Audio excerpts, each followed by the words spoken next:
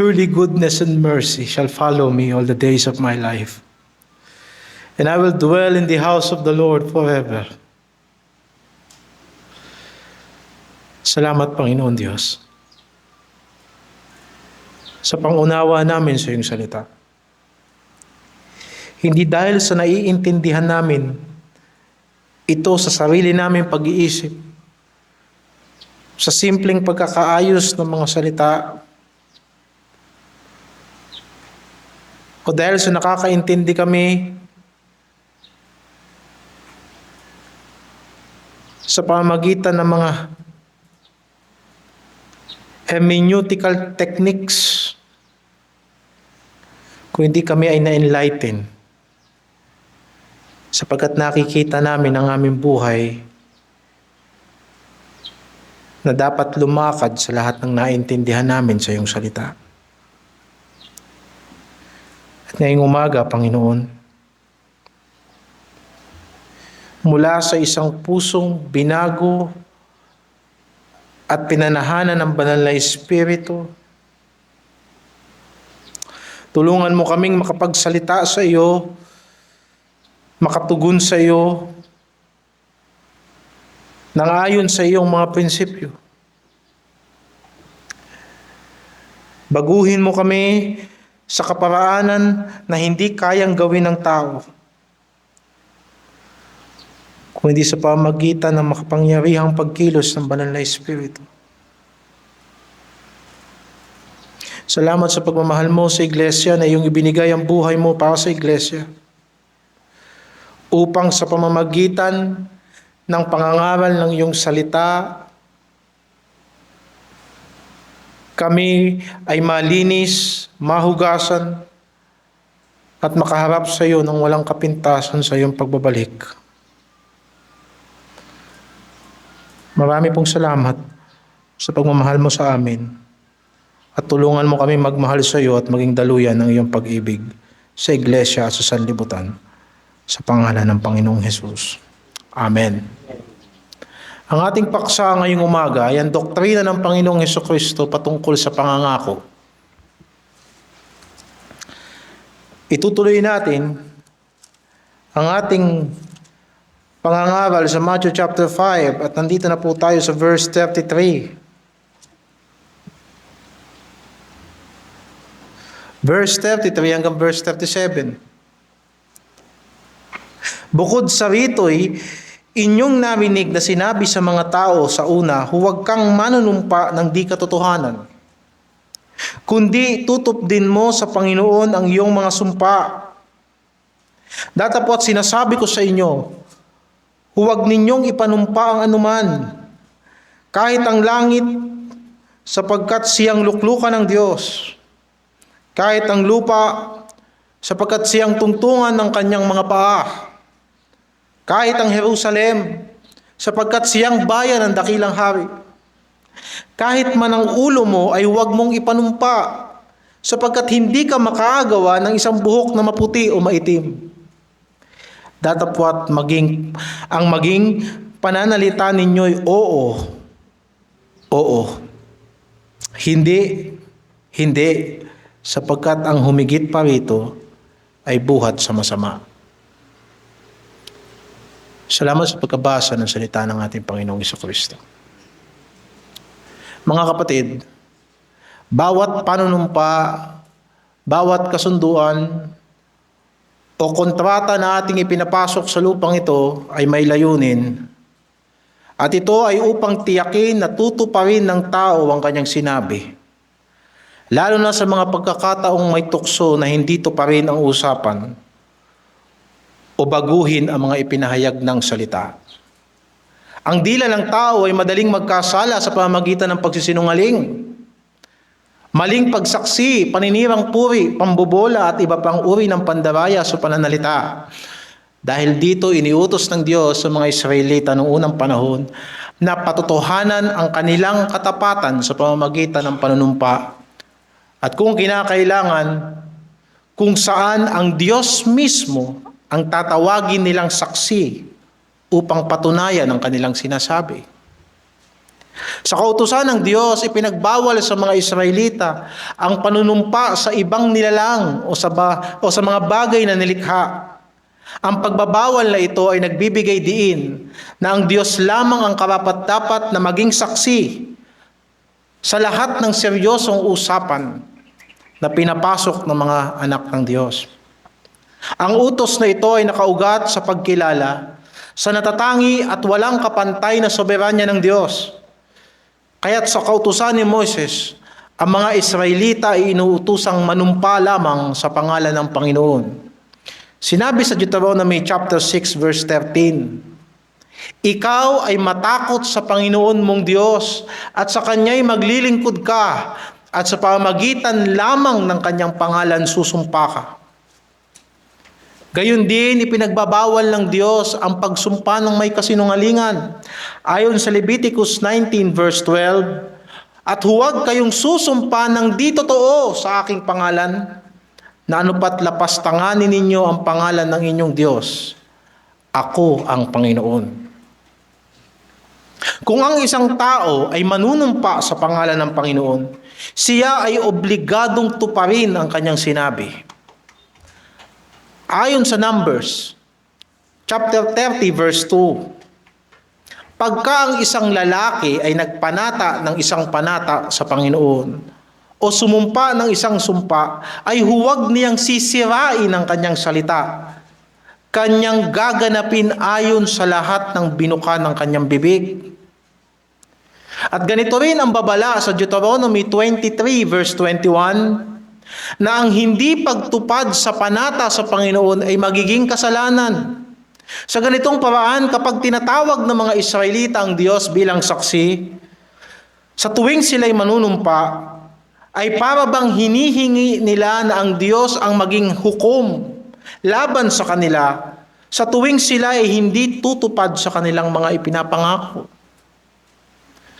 Ngunit sa panahon ng ating Panginoong Hesukristo, binaluktot ng mga Pariseyo at mga tagapagturo ng kautusan ang tunay na layunin ng panunumpa. Ang mga Pariseyo ay bumuo ng isang komplikadong sistema na pinahihintulutan ang tao na umiwas sa pananagutan depende sa paraan ng kanyang panunumpa. Halimbawa, itinuro ng mga Pariseyo na kung ang isang tao ay manunumpa sa ngalan ng Jerusalem,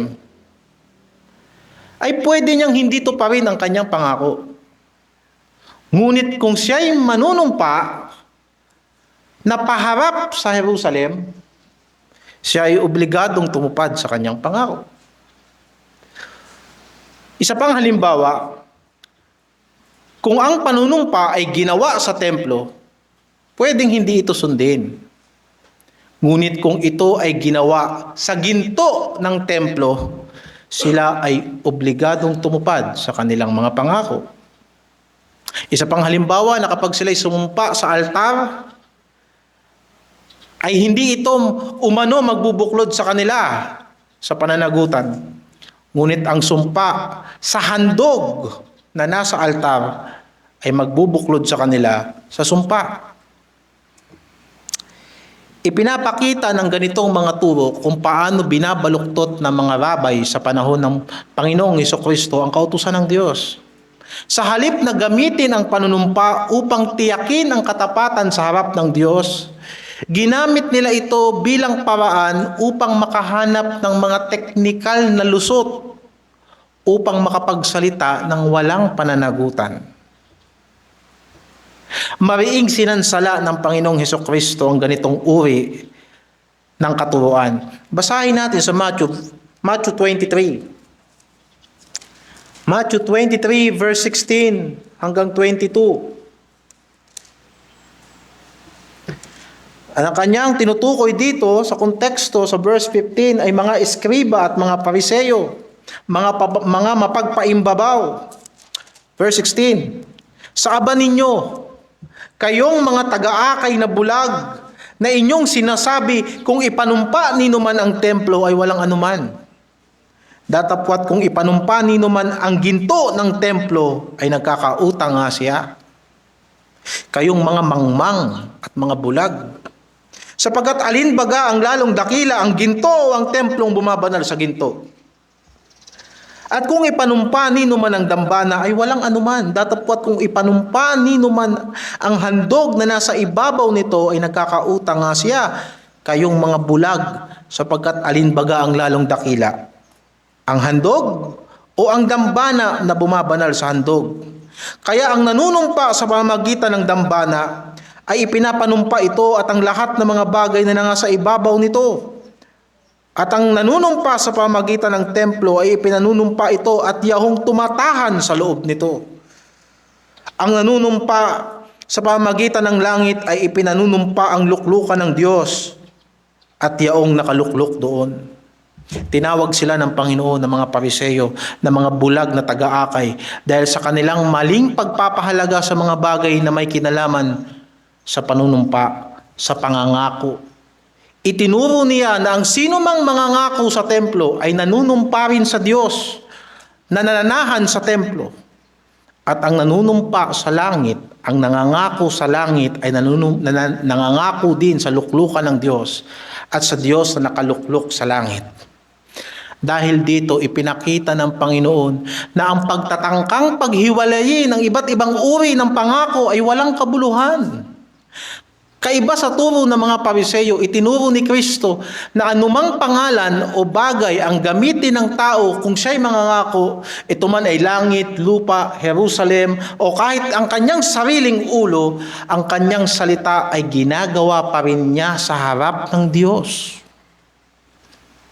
Kaya't sinasabi niya sa Matthew chapter 5 verse 36 at hanggang 34 hanggang 36 ang text natin ngayong umaga, huwag ninyong ipanumpa ang anuman, kahit ang langit, kahit ang lupa, kahit ang Jerusalem, kahit ang ulo mo, o kahit ang buhay mo, kahit ang lakas mo, kahit ang kakayanan mo, ay huwag mong ipapangako. Sa huli, ipinakita ng turo ng Panginoong Hesukristo na ang tunay na problema ay hindi ang anyo ng panunumpa, kundi ang katapatan ng puso ng tao. Anumang sabihin ng tao ay ginagawa niya sa harapan ng Diyos. Sapagkat ang Diyos ang tunay na saksi, hindi lamang sa salita ng tao, kundi pati sa laman ng kanyang puso. Dahil sa totoo lang yan, hindi na natin kailangang tawagin ng Diyos para manood sa atin. Kita ng Diyos ang lahat ng ginagawa natin at naririnig ng Diyos ang lahat ng sinasabi natin at nahahayag sa Diyos ang lahat ng laman ng puso natin. Manumpa ka o hindi ka manumpa, lahat ng ginagawa natin at lahat ng sinasabi natin at lahat ng laman ng puso natin ay tinitimbang ng Panginoon. Kaya't ang panawagan ng Panginoong Hesukristo ay hindi lamang umiwas sa maling panunumpa, kundi magkaroon nawa ng isang buhay na ang salita ay laging totoo. Ang taong namumuhay sa katapatan ay hindi na kailangang magdagdag ng mga panunumpa para paniwalaan siya. Sapagkat ang kanyang salita na konforme sa kanyang pamumuhay ay sapat ng patotoo na siya'y nagsasabi ng totoo. Ang doktrina ng hari patungkol sa pangangako ay nababalangkas natin sa tatlo. Una, ang pangako ay sinasalita sa harapan ng Diyos. Pangalawa, bawat pangako ay dapat manggaling sa matibay na paninindigan. Kailangan ang bawat salita ay may intensyong tumupad. Pangatlo, ang ating mga pangako ay hindi dapat maging instrumento ng kasamaan. At iisa-isahin natin yan dito. Una, bawat pangako ay ginagawa sa harap ng Diyos. Ang langit ay luklukan ng Diyos at ang lupa ay tungtungan ng kanyang paa. Ang Jerusalem ay bayan ng dakilang hari at ang iglesia ay katawan ng Panginoong Hesukristo. Ang ating katawan bilang tao, kung tayo'y ligtas at ipinanganak ng muli at tayo ay sumampalataya kay Kristo, ang katawan nating ito ay templo din ng banal na Espiritu. Sa liwanag ng mga katotohanan ito, walang bahagi ng daigdig ang hiwalay sa paghahari ng Diyos. Kapag ang tao ay nanumpa sa langit, sa lupa, sa Jerusalem o sa alinmang bagay, hindi niya naiiwasan ang Diyos. Sapagkat ang lahat ng ito ay nasa ilalim ng kanyang kapangyarihan. At totoo lang, ang lahat ng bagay ay pagmamay-ari ng Diyos. Ang buong daigdig ay sakop ng kanyang presensya at pamamahala, at walang nangyayari sa daigdig na ito na hindi pinahihintulutan ng Diyos sa kanyang sariling katalinuhan. Madalas hindi natin nauunawaan. Kaya anumang pangako na binibigkas ng tao ay dapat niyang maintindihan na ginagawa niya sa harap ng Diyos na nakakakita at nakakarinig ng lahat. Ipinakita rin ng Panginoong Hesukristo ang kahangalan ng panunumpa kahit sa sariling ulo ng tao. Sinabi niya na ang tao ay hindi man lang makapagpapaputi o makapagpapaitim man lang ng isang buhok. Alam mo, kahit magtina tayo, lilipas sa ilang araw, lalabas pa rin yung tunay na kulay ng buhok. Ang simpleng larawang ito ay nagpapakita ng ganap na limitasyon natin bilang tao. Isipin natin mga kapatid, kung hindi man lang natin kayang kontrolin ang pinakamaliit na bahagi ng ating katawan, kagaya ng buhok, ay wala tayong ganap na kapangyarihan sa ating sariling buhay. Ipinapangako natin ang ating lakas na hindi natin alam kung bukas ng umaga malakas pa tayo at malusog. Ipinapangako natin ang bukas na hindi natin alam kung bukas ay gigising pa tayo. Ipinapangako natin yung mga bagay na hindi natin hawak, at ang nakakalungkot pa, ipinangako din sa atin yung ipinapangako natin. Yan ay kahangalan. Hindi natin kayang pahabain ang ating buhay. Hindi natin matitiyak ang lahat ng detalye ng ating buhay. Ni hindi natin kayang baguhin ang kalooban ng Diyos sa pamamagitan ng ating sariling pagpapasya. Tunay nga na ang buhay ng tao ay panandalian lamang. Ito ay gaya ng singaw na sa sandaling panahon ay lumilitaw at pagdakay na papawi. Kaya ayon kay Santiago, sa chapter 4 verse 15 hanggang 16, dapat ninyong sabihin ay, kung loloobin ng Panginoon ay mabubuhay kami at gagawin namin ito o yaon, datapwat ngayon ay nagmamapuri kayo sa inyong pagpapalalo. Ang lahat ng ganitong pagmamapuri ay masama.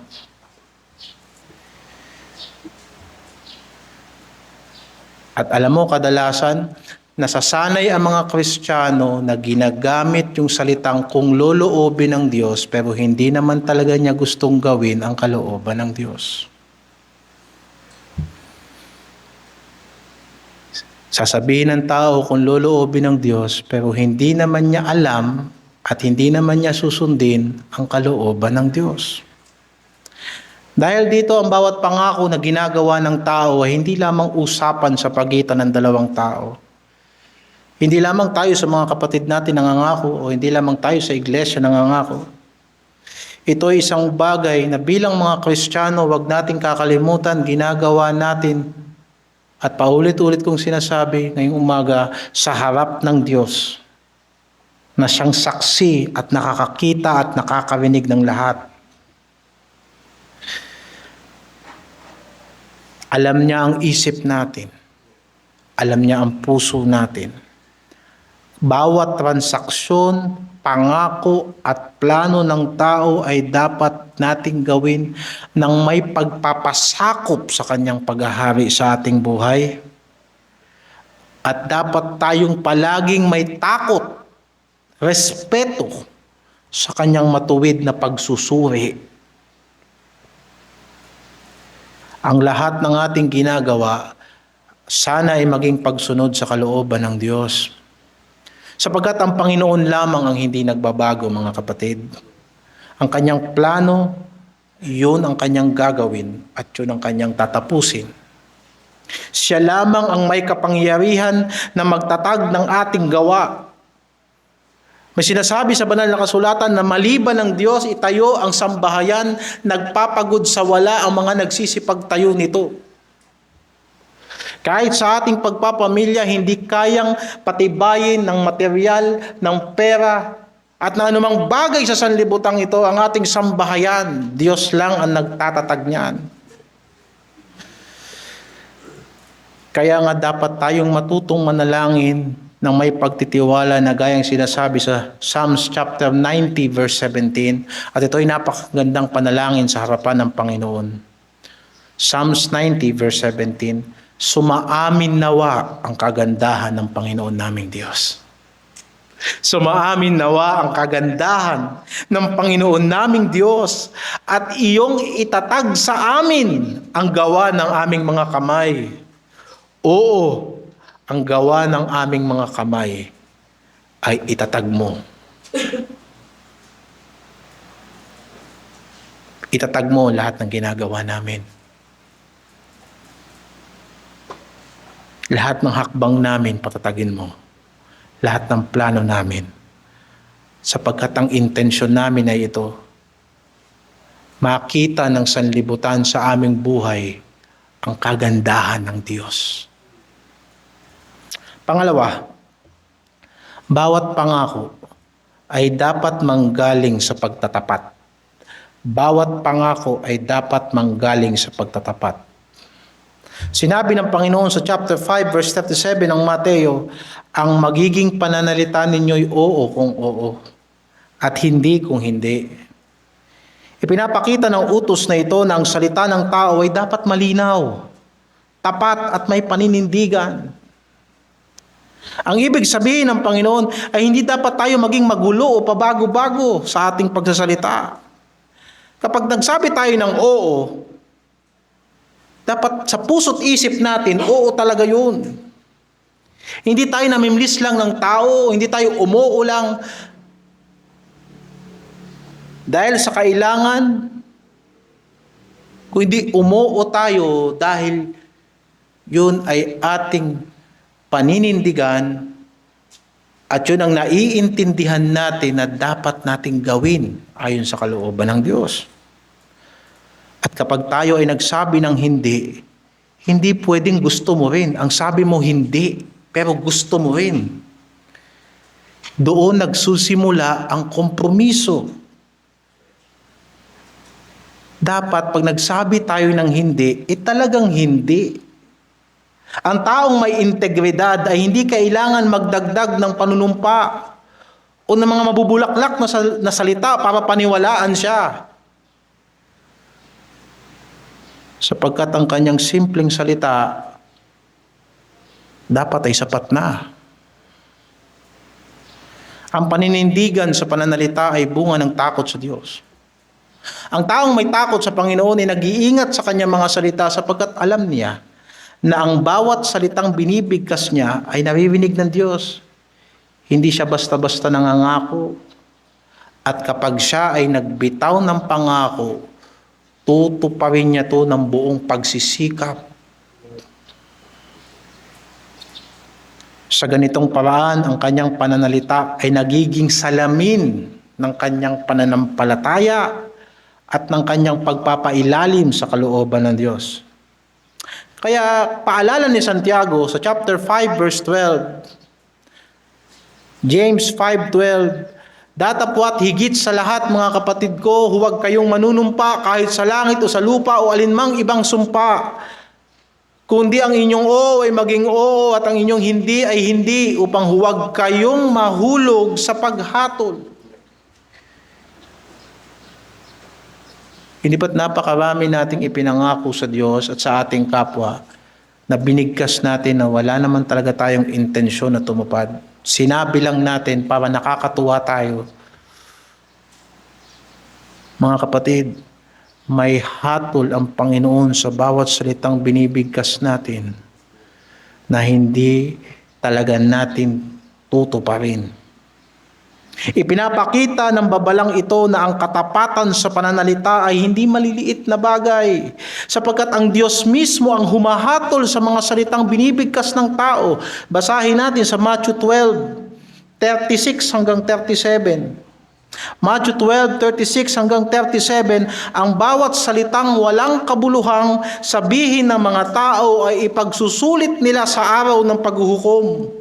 Sapagkat sa iyong salita, ikaw ay magiging banal, at sa iyong mga salita ay hahatulan ka. Ang malinaw at tuwirang pananalita ay bunga ng pusong may katapatan. Ang taong walang pagtatapat ay kadalasang nagsasalita ng malabo upang magkaroon ng puwang na makaiwas sa pananagutan.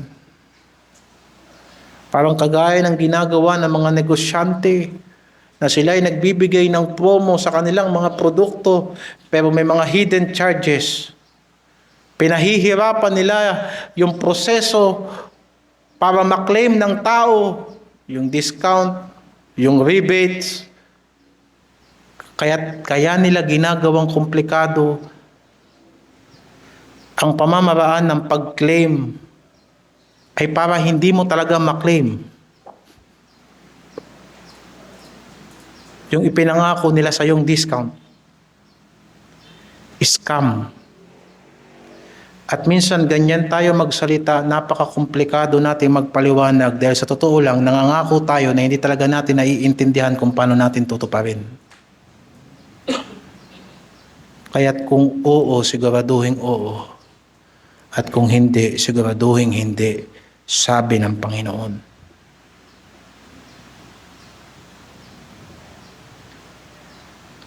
Ngunit,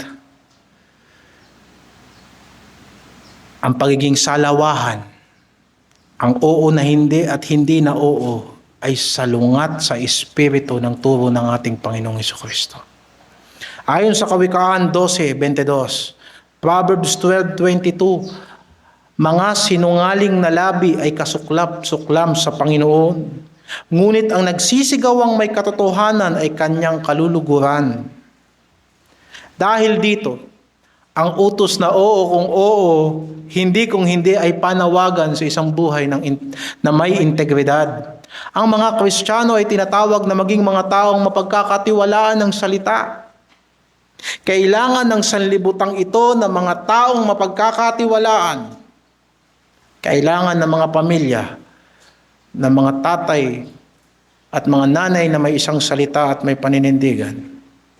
Kailangan ng iglesia ng mga Kristiyanong matatapat at tumutupad sa kanilang mga commitment sa Panginoon. Ang kanilang pananalita ay hindi dapat nakasalalay sa mga panunumpa, kundi sa kanilang karakter, sa kanilang pagkatao na hinubog, sa kanilang paglakad sa katotohanan ng Diyos. Yan, napaka-importante ng track record. Kung ikiklaim ng tao na siya'y binibiyayaan ng Diyos, makikita ang biyaya ng Diyos sa bunga.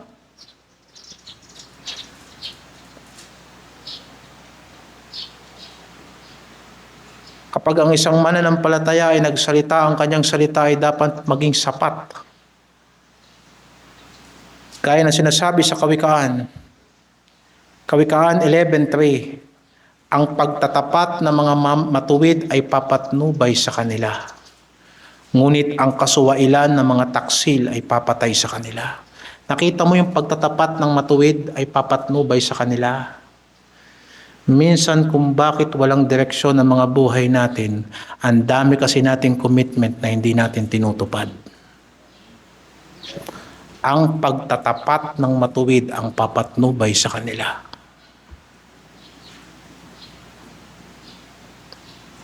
Nadedelikado ang buhay natin kasi ang hilig nating magpabida sa mga pangako natin na hindi naman talaga natin tutuparin, lumiliit tuloy ang mundo natin.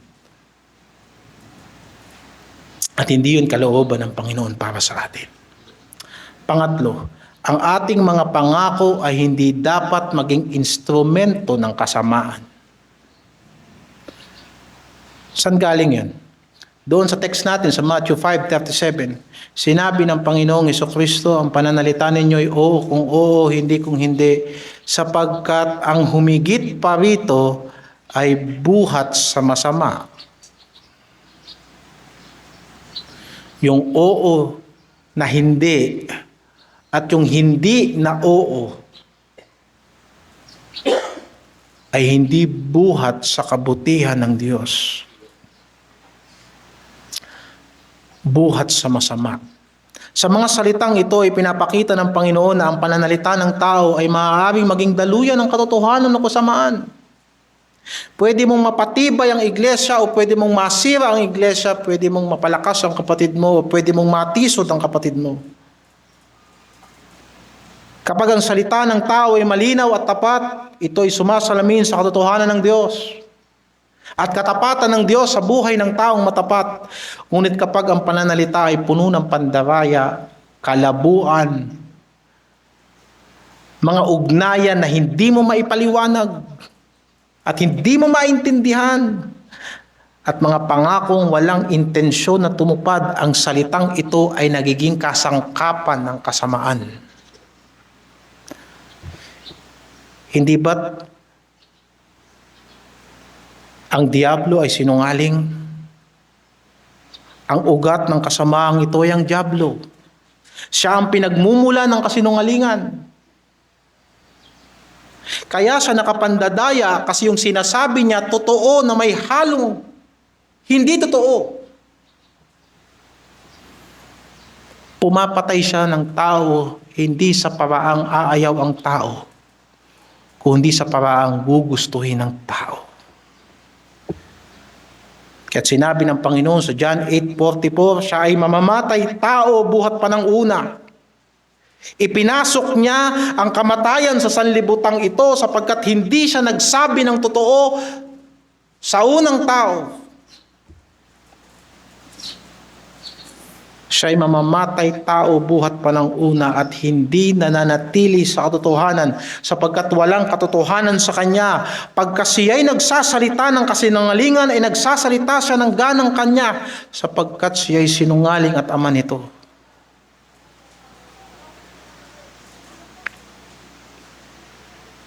Huwag din nating kakalimutan na ang orihinal na kasalanan ni Satanas ay pagmamataas. Hindi ba't napakadaling magbitaw ng salita kapag nasa estado tayo ng pagyayabang?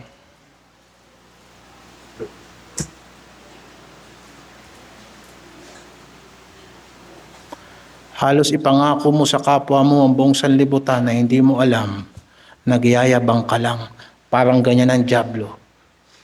Na sinabi niya sa Panginoong Hesukristo, lahat yan ibibigay ko sa iyo yan sapagkat yan ay ibinigay na sa akin at kaya kong ibigay yan. Sa kanino ko gusto, sasamba ka lang sa akin. Na hindi niya naisip, o baka naisip niya rin, kaya lang sinungaling siya, na yung kausap niya, ang anak ng Diyos, yan ang tagapagmana ng sanlibutan. Na kahit siya bilang diablo sa huling araw, bawat tuhod ay luluhod. Bawat bibig ay magsasabing si Hesukristo ay Panginoon. Para sa kaluwalhatian ng Diyos Ama. Ang gawain ng diablo ay sirain, baluktutin ang katotohanan at wasakin ang tiwala sa pagitan ng mga tao. Sirain ang mga relasyon ng magkakapatid sa iglesia dahil sa mga usapang walang papupuntahan, sa mga pangakong hindi tinutupad.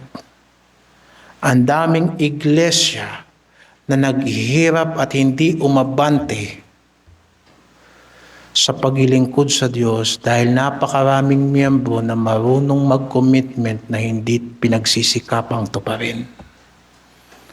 Instrumento yan ni Satanas para ma-discourage ang mga taong matatapat. At kung hindi tayo titingin kay Kristo para sa katotohanan, madadaya tayo.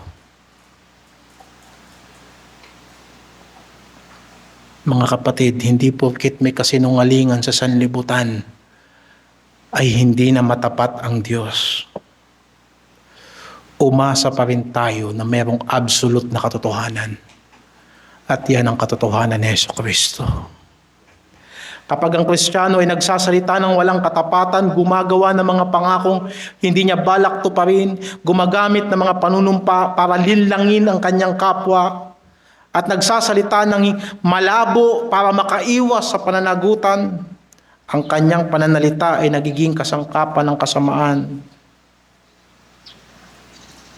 Ang pagsisinungaling, pandaraya, at lahat ng anyo ng panlilinlang ay dati nating pamumuhay bago tayo nabago ng biyaya ng Diyos. Tandaan natin, bago lumabas sa bibig natin yan, laman na ng puso natin.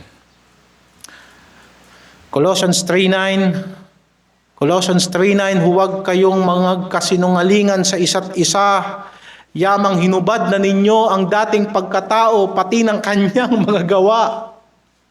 Ang ganitong uri ng pamumuhay ay likas sa mga makasalanang kalagayan ng tao, kung saan ang kasinungalingan ay ginagamit upang takpan ang kasalanan, protektahan ang sarili, at makuha ang kanyang gusto sa kanyang kapwa. Ngunit ang taong kay Kristo na tinawag na talikuran ng ganitong pamumuhay ay nagnanasa na mamuhay sa katapatan. Sinisiyasat natin araw-araw ang ating mga konsyensya at lumalapit tayo sa Diyos para sa kanyang awa at biyaya. Ang dating pagkatao natin na namuhay sa kasinungalingan ay kailangan na nating hubarin. Sapagat ang bagong buhay kay Kristo ay buhay sa katotohanan. Ang pagsisinungaling ay hindi lamang personal na kasalanan, mga kapatid. Sumisira ito ng relasyon. Sumisira ito ng patutuo. At ito ay may mapanirang epekto sa pamayanan ng iglesia. Kapag ang kasinungalingan at ang kawalan ng katapatan ay pumasok sa loob ng iglesia, nagdudulot ito ng hindi pagkakaintindihan, pagdududa, at pagkasira ng tiwala sa pagitan ng magkakapatid. Kaya alam mo, minsan pagka ang kapatid mo, parang hindi ka pinagkakatiwalaan, huwag sasama ang loob mo sa kapatid mo. Pag-isipan mo kung anong klaseng patutuo meron ka. Sapagkat yan ay nananawagan para sa panahon ng pagsisiyasat sa sarili. Mula sa mga maliliit na panlilinlang, kung hindi tayo mapagkakatiwalaan at hindi tayo pwedeng maging dependable sa loob ng iglesia, at kung hindi tayo mga responsable sa ating mga ministry, maliit lang yan minsan. Lumalaki ang hidwaan, at mula sa hidwaan, sumisiklab ang away at pagkakabahabahagi. Ang mga mananampalataya ay tinawag na mamuhay sa katotohanan at pag-ibig at kapayapaan. Yung mga sinasabi natin, hindi dapat maging sanhi ng katitisuran sa iglesia. Dahil dito malinaw ang utos ng kasulatan. Ayon sa Ephesians 4:25, inyong iwan ang kasinungalingan at magsalita ang bawat isa ng katotohanan sa kanyang kapwa. Bakit? Sapagkat tayo'y mga sangkap na isa't isa. Kung sinasabi ng banal na kasulatan, ibigin mo ang iyong kapwa na gaya ng iyong sarili, hindi mo lulukohin ang sarili mo.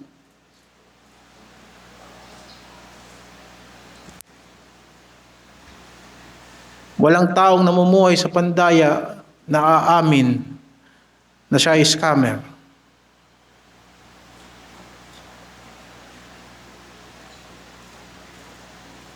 Kaya niyang ipakita na siya'y matapat. Kaya niyang ipakita na siya'y tutupad sa usapan. Kaya nga siya maraming nadadaya. Subalit alam niya sa sarili niya na wala siyang intensyong mabuti. Hindi natin dadayain ang ating kapatid sapagkat ang ating kapatid at tayo ay dapat isa sa harapan ng Diyos. Hindi ka magsisinungaling sa misis mo. Hindi ka magsisinungaling sa mister mo. Hindi ka magsisinungaling sa anak mo. Hindi ka magsisinungaling sa magulang mo. Hindi ka magsisinungaling sa pastor mo. Hindi ka magsisinungaling sa kapatid mo kay Kristo. At lalong hindi ka dapat magsinungaling sa Panginoon dahil kita ka niya. Kaya bawat pangako ng Kristiyano ay dapat magmula sa pusong nakatayo sa katotohanan. Ang ating pananalita ay hindi lang kasangkapan ng kasinungalingan, hindi dapat maging kasangkapan ng kasinungalingan, kundi maging daluyan ng katotohanan upang ang Diyos ay maluwalhati sa pamamagitan ng ating salita. Conviction. Hindi naniniwala ang mga tao dahil sa sinabi natin. Naniniwala ang mga tao sa sinasabi natin sapagkat yung sinasabi natin, yan ang pananampalataya natin. At kung yan ang pananampalataya natin, yan ang takbo ng isip natin. Yan ang direksyon ng ating puso. At sana'y maging buhay natin.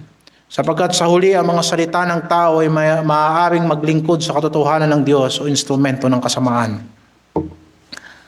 Sa panahong ito na ang daming fake news. Pinagtatakpan ng kasamaan din. Anong pag-asa ng bayang ito? Ang tunay na alagad ni Kristo ay pipiling magsalita ng katotohanan sa pag-ibig. Ngayon mga kapatid, pakinggan natin to. Praktikal na tanong. Paano tayo papasok sa mga kasunduan? Ipinagbawal ba ng Panginoon ang pangangako? Hindi. Ang ipinangako niya, ang ipinagbawal niya, yung manumpa ka.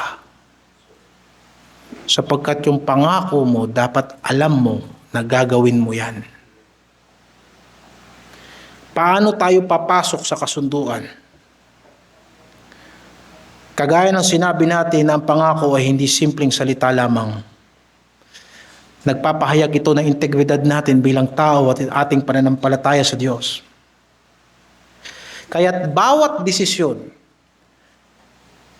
bawat pagpirma, bawat pag-oo, at bawat pag-hindi,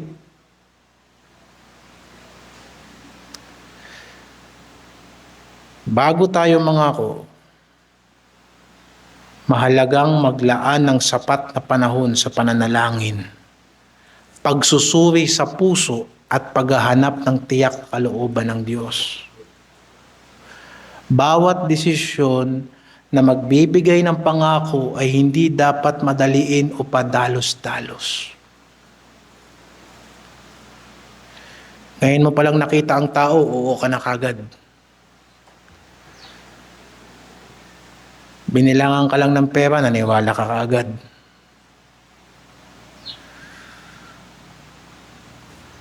At kahit yung kabaliktaran noon, siniraan yung kapatid sa'yo, naniwala ka naman kagad. Nag-iba kagad yung tingin mo sa kapatid mo, narinig mo lang naman yung chismis. Sa lahat ng bagay, magsuri. Sapagkat binigyan tayo ng Diyos ng isip para gamitin. At lalong na kung ang isip na yan ay kaisipan ni Kristo, na magpasakop sa layunin ng Diyos, unawain nating mabuti ang sitwasyon. Hindi lahat na nakikita mo sa Facebook totoo at dapat mong kainggitan. Lalo na sa panahon ngayon ng AI. Ang daming mukhang matalino sa Facebook na nagbibigay ng payo, ginugil lang nila yun. Kung ganyan pa karami ang katalino sa Pilipinas, dapat maunlad na bayan to. Napakarami palang henyo. Pero ang mga tao, mas naniniwala sa albularyo kaysa sa doktor nila. Niresetahan ng doktor, hindi ininom kasi narinig niya doon sa sino bang tao yun na yung gamot na bigay ng doktor hindi epektibo. Kung ganyan ang pag-iisip natin, hindi natin pinahalagahan ang value ng salita na naririnig natin, malamang hindi rin natin pinapahalagahan yung salitang lumalabas sa bibig natin. Hindi ba't yung mga salitang pumapasok sa atin ay humuhubog no anong klaseng puso meron tayo? Lahat ng napapanood natin, lahat ng nakikita natin, humuhubog sa kung anong klaseng pag-intindi meron tayo. At kapag kung anong klaseng puso meron tayo, kung masamang puso ang mahubog sa atin, yan ang lalabas sa bibig natin. Yan ang nagdudulot ng pagpatay, inggit, galit, masamang pagnanasa. Sapagkat hinayaan natin, hindi tayo mapanuri. At para tayo mga batang walang doktrina, na para tayong hinahatak na iba't ibang uri ng doktrina sa labas at mga filosofiya, paruot, parito, at hindi tayo tumitibay kay Kristo.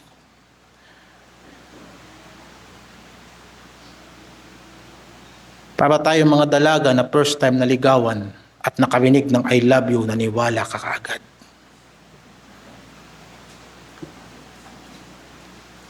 At sa palagay natin, kung magiging bolero tayo, magiging mas epektibo tayo sa sanlibutan. Hindi, mga kapatid. Bawat salitang lumalabas sa bibig natin, dapat may paniniwala sa Diyos. Dapat may pagtitiwala sa Diyos at paninindigan sa salita ni Kristo. Kapag tayo ay nangangako, dapat pag-isipan natin na ito ay may malinaw na plano o konkretong deadline kung paano ito tutuparin.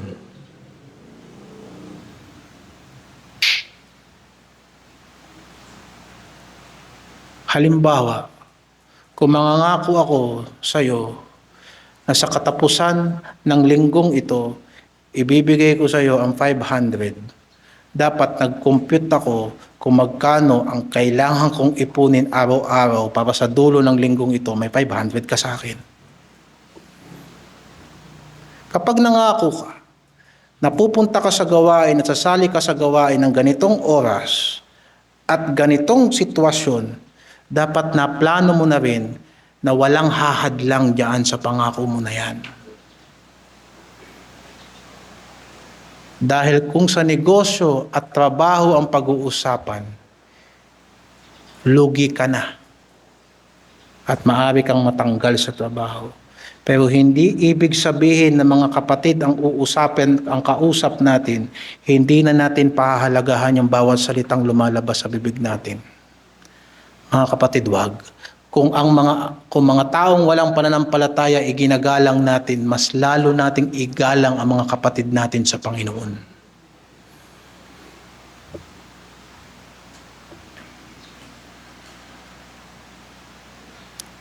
Kapag sinabi nating oo o hindi na walang malinaw na hakbang at timeline, malaki ang tsansa na hindi ito matupad. Kapag ang pangako ay may kaakibat na plano,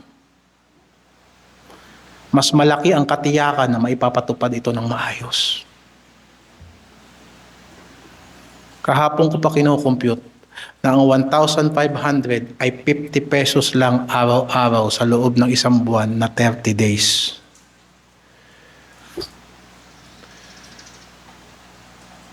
At ang commitment natin sa camp na 500, 15 pesos lang yan kung nagsimula tayo nung nakaraan pa na nag-commitment tayo. You see, limitado tayo. Pero pwede tayong maghanda. Yan ang karunungan ng mga langgam. Kaya silang malakas. Sinabi sa Kawikaan na ang mga langgam ay mahihinang mamamayan. Pero bakit sila malakas? Sapagkat naghahanda sila para sa tag-ulan. Mga kapatid, kahit ang pinakamahinang tao ay pwedeng maging pinakamalakas kung matututo lamang maghanda.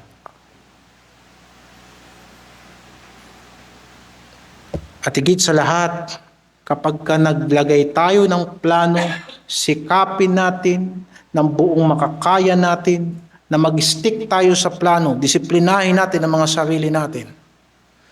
Sa panahon na meron tayong binubuhat na bigat sa pamilya, magtulungan sa pamilya. Hindi pwedeng may pressure sa pamilya, yung isang parte ng pamilya hindi bumubuhat ng pressure.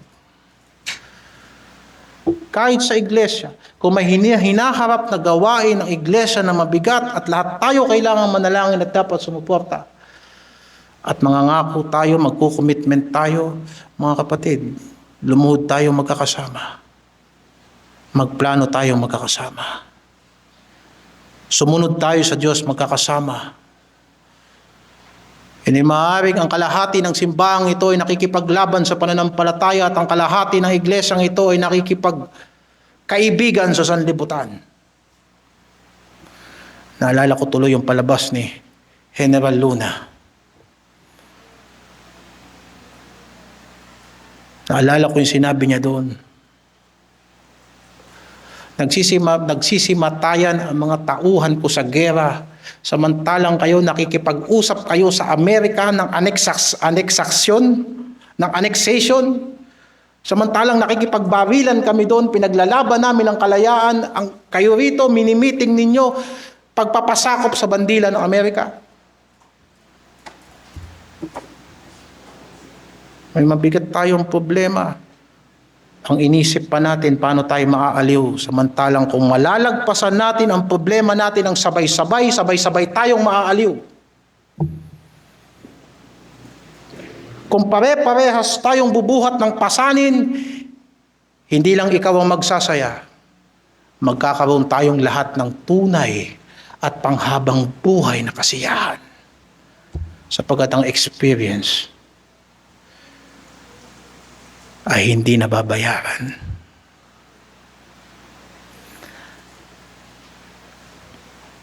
Kaya, mga kapatid, ang mga pangakong hindi natin natutupad ay huwag nating ipagsawalang bahala.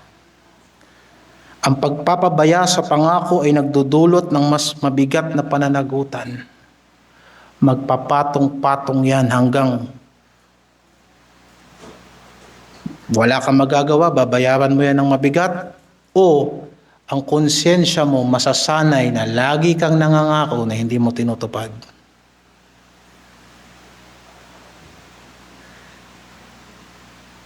Mapipinsala ang ating mga patutuo.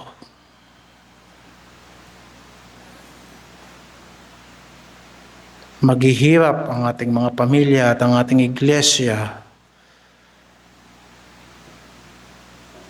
Ang tamang hakbang, mga kapatid, kung may mga pangako na tayong hindi natin natutupad, ay kilalanin natin ang ating mga pagkukulang una sa lahat. Makipagkasundo agad doon sa taong iyong napangakuan. Kung maaari, humingi ka ng extension. At hindi mabuti na tayong mga Kristiyano naghihintay tayong singilin tayo kung tayo ay merong pag-iisip. At kung ikaw naman ay Kristiyanong matibay at nakikita mong kapatid mo nahihirapan, huwag mo nang pahirapan. Mag-adjust ka na sa sitwasyon niya. Subalit habang tayo lumalago sa pananampalataya, matuto tayo na kung alam natin sa konsensya natin may pananagutan tayo, gumalaw na tayo. Pagkatapos idetalye uli ang usapan, ayusin uli ang mga terms. Kung kinakailangan makiusap. Humingi ng grasya kung kinakailangan. At kapag binigyan ng ikalawa o ikatlo o ilang pagkakataon, siguraduhin tumupad sa kasunduan. Sa ganitong paraan, hindi lang basta natin ay ipapakita na matapat tayo. Walang taong hindi nagkakamali. Pero dapat napapatunayan natin na natututo tayo sa pagkakamali. Ang salita ni Jesucristo ay gabay sapagkat siya lang ang matuwid, kung kaya't kailangan matuto tayo sa kanyang mga doktrina. Ang pananampalataya ay dapat gumabay ng lahat ng pag-iisip natin. Paano natin sinasaayos ang ating mga tahanan, paano natin hinaharap ang ating mga pananalapi, paano natin isinasaayos ang ating mga negosyo at maraming plano sa buhay sapagkat si Jesucristo ay Panginoon.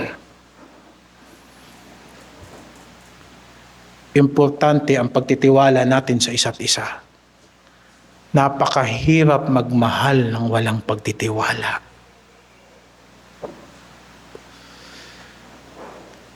Gayunpaman, habang ang mga kapatid natin ay bumubuo pa ng pagtitiwala, magmahal ng walang kapalit. Darating din tayo dyan, magtiwala tayo sa Panginoon. Tandaan natin na ang prinsipyo ng katotohanan at pagtupad sa salita ay hindi lang limitado rito sa loob ng iglesia. Kaya't mga kapatid, nangangaral ako na huwag tayong masanay malate, huwag tayong masanay na hinahayaan natin na hindi tayo naging seryoso sa mga commitment natin, sa ating mga pagbo-volunteer na sinasabi natin, nasasali tayo. Pagkatapos kung kailan yung araw na maglilingkod tayo sa Panginoon, 1 minute bago yung gawain, tsaka ka magme-message, hindi ka pala pupunta. Alam mo kung bakit? Kasi sa anumang larangan, kahit sa trabaho, negosyo o personal na relasyon, ang taong hindi tumutupad sa kanyang salita ay hindi umaasenso. Babalikan ka ng tao sapagkat ikaw ang pinakamura, kaya hindi ka makapagtaas ng presyo. Bakit? Hindi mo kayang tumupad ng deadline. Sayang ang pagsisikap, nagtaasan ng lahat. Hindi tayo makapagpresyo ng sarili natin. Hindi tayo makapag-demand. Bakit?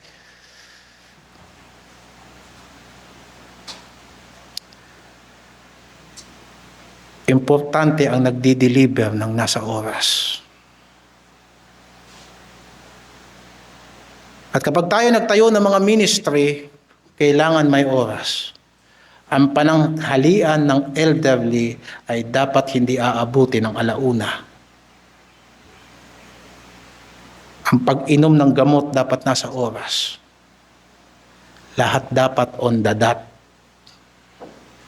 At hindi pwedeng aayusin lang natin ang problema kapag lagpas na ang problema. Kailangan nating matutunan na napaka-importante ng pangangako.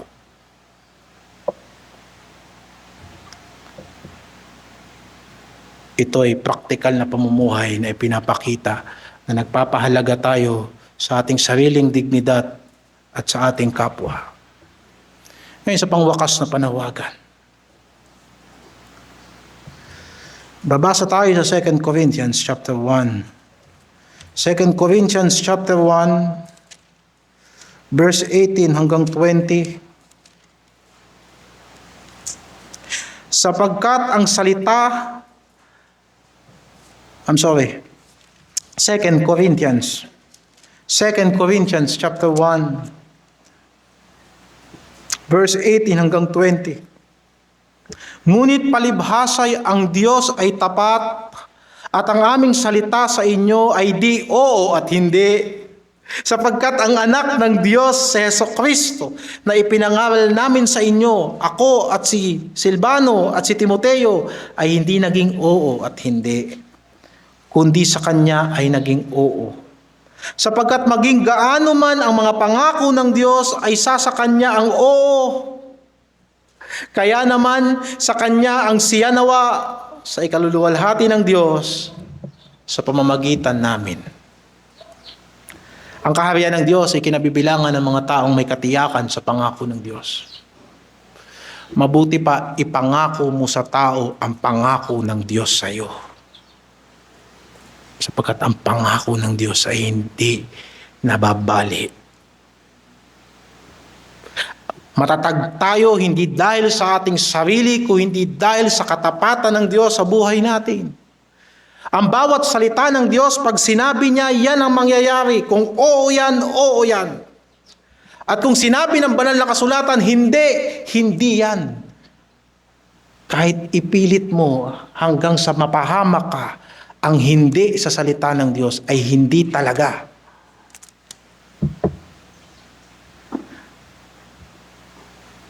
Si Kristo mismo ang katuparan ng lahat ng pangako ng Diyos. Ang mga pangakong kinasasangkutan natin, ang kaligtasan, kapatawaran at buhay na walang hanggan ay matibay at hindi magbabago dahil siya ay matatag at tapat na saksi. Sa pamamagitan ni Jesucristo, ang ating pananalig ay nagiging buhay.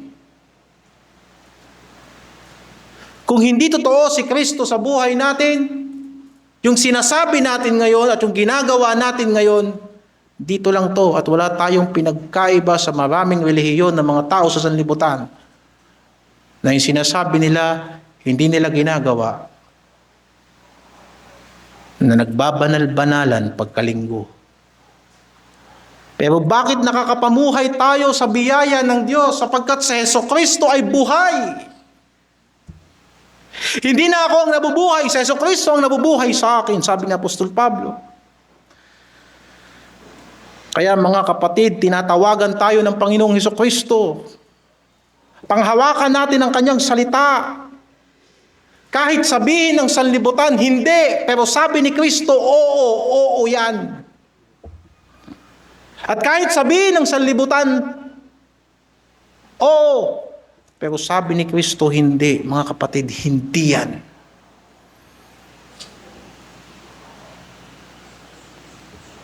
Tumayo tayo sa kanyang katotohanan, sa kanyang bawat salita at sa kanyang bawat pangako. Wala naman tayong pwedeng ipangako sa ating kapwa na hindi natin unang narinig sa mga pangako ng Diyos.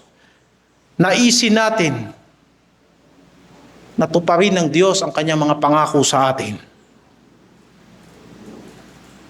Upang hindi tayo nangangako mula sa pangarap lang. Kung hindi nangangako tayo mula sa isang buhay na pananampalataya. Sa isang pananampalatayang gumagawa. Sa isang pananampalatayang nagsisikap. Sa isang pananampalatayang hindi bumibitaw sa Diyos sa panahon ng kahirapan. At pananampalatayang magpapakababa sa harapan ng Panginoon sa panahon ng pagtutuwid. Ang katiyakan sa Diyos ay nakabase kay Kristo, siya ang daan, ang katotohanan at ang buhay. Huwag nating hayaang dahil sa hindi natin pagpapahalaga sa lahat ng salitang binibitawan natin, tayo ay mamarkahang sinungaling at hindi tapat at hindi seryoso. Kailangan natin ng mga halimbawa sa isang matapat na pananampalataya. Iyan ang doktrina ni Kristo patungkol sa pangangako. Sana'y naunawaan natin ang mga aral ng Panginoon. Manalangin tayo. O Diyos, Ikaw lang ang matapat at Ikaw lang ang matuwid.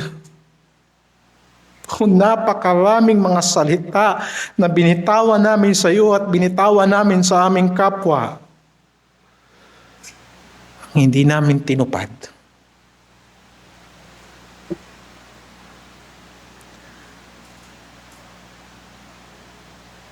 Minsan gusto naming tumupad, pero kulang ang aming pagsisikap. Wala naman po kaming sanang intensyon na manloko, magsinungaling, pero Panginoon, ang aming katalinuhan ay kulang. Subalit, pinapasalamatan ka namin sapagkat inuunawa mo kami. At muli mo kaming ibinabalik sa tamang landas upang kami, Panginoon, ay maging katanging tao sa daigdig na to. Niligtas mo kami sa biyaya upang maging daluyan ng biyaya at pananampalataya. Panginoon, lahat ng pangako mo ay tinupad mo at tutuparin mo dahil sa Panginoong Hesukristo. Tulungan mo kaming manatili kay Kristo. Sa panahong ito na ang daming kasinungalingan, sa panahong ito na ang daming tukso, napakaraming mga hangin ng aral na minsan Biblia naman ang naririnig namin pero ang layo-layo namin sa pagkatawag mo sa amin. At sa tuwing kami ay dinadako mo sa lugar na ito at binubuksan sa amin ang iyong salita, pinapanumbalik mo ang aming mga kaluluwa. Mahabag ka sa amin, Panginoon. Sa iyong kabutihan at sa iyong katapatan, niluluwalhati ka namin sa pangalan ng Panginoong Hesus. Amen.